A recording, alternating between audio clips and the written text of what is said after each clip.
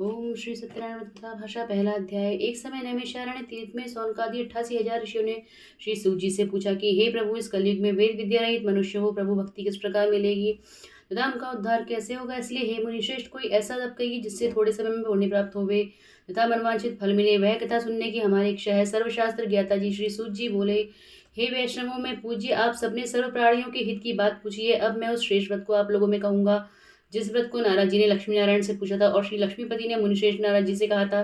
सो ध्यान से सुनो। एक समय योगी राज नारद जी दूसरों के हित की इच्छा से अनेक लोकों में घूमते हुए मृत्यु लोक में आ पहुंचे। वहां बहुत योनियों में जन्मे हुए प्राय सभी मनुष्यों को अपने कर्मों द्वारा अनेक दुखों से पीड़ित देखकर किस यत्न के अन्न से निश्चय इनके दुखों का नाश हो सकेगा, ऐसा मन में सोचकर विष्णु लोक को गए। वहां श्वेत वर्ण और 4 भुजाओं वाले देवों के ईश नारायण को, जिनके हाथों में शंख चक्र गदा और पद्म थे तथा वनमाला पहने हुए थे, देखकर स्तुति करने लगे। हे भगवान, आप अत्यंत शक्ति से संपन्न हैं। मंदता वाणी भी आपको नहीं पा सकती।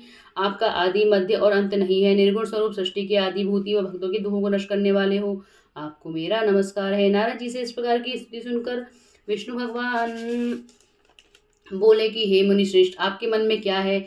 आपका यहाँ किस काम से आगमन हुआ है? निसंकोच कहो। तब नारद मुनि बोले, मृत्यु लोक में मनुष्य जो अनेक योनियों में पैदा हुए हैं, अपने अपने कर्मों के द्वारा अनेक प्रकार के दुखी सुखी हो रहे हैं। हे नाथ, मुझ पर दया रखते हो तो बतलाइए कि उन मनुष्यों के सब दुख थोड़े से ही प्रयत्न से कैसे दूर हो सकते हैं। श्री भगवान जी बोले, हे नारद, मनुष्यों की भलाई के लिए तूने यह बहुत अच्छी बात पूछी है। जिसके काम करने से मनुष्य मोह से छूट जाता है, वह मैं तुमसे कहता हूँ, सुनो।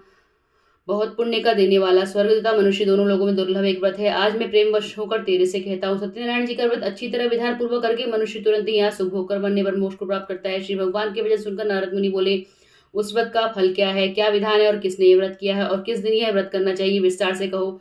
भगवान बोले, दुख शोक आदि को दूर करने वाला, धन धान्य को बढ़ाने वाला, सौभाग्य तथा संतान को देने वाला, सब स्थानों पर विजयी कराने वाला, भक्ति और श्रद्धा के साथ किसी भी दिन मनुष्य श्री सत्यनारायण की शाम के समय ब्राह्मणों और बंधुओं के साथ धर्म प्रणाम होकर पूजा करे। भक्ति भाव से सवाया दे, नैवेद्य केले का फल, घी दूध और गेहूं का चूर्ण लेवे।